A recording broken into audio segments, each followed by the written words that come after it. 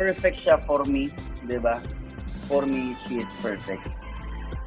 Because, una, I always say this, she makes me a better person. Yun lang naman yung sa akin eh. Alam mo yun, inaano niya ako eh. Pag nawawala ako sa rilis, binabalik niya lang ako ng binabalik. Tapos, masyado ako makulit na bata, tol.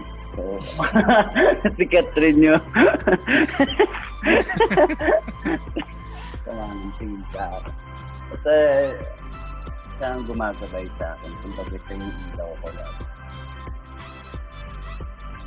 Right. How about you, Catherine? Sabihin mo na paano naging perfect.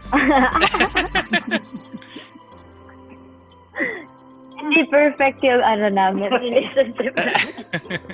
Hindi ako perfect din sa perfect. Alam naman namin yun. Pero, yun yung nakaka-excite, di ba?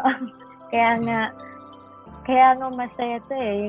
Yung kung anong adventure man tong pinasok namin ilang taon, hanggang ngayon nandito kami because, I don't know, it's worth it.